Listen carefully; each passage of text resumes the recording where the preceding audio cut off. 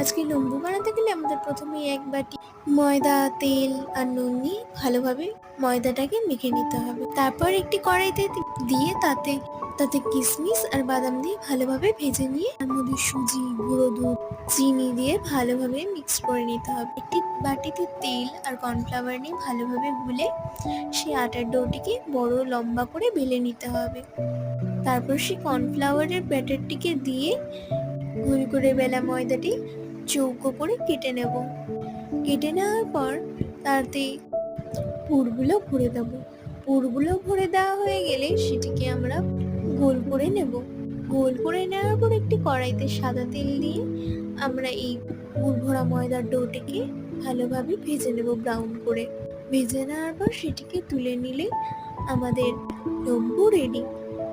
ভিডিওটি ভালো লাগলে লাইক, কমেন্ট, সাবস্ক্রাইব করবেন। ধন্যবাদ।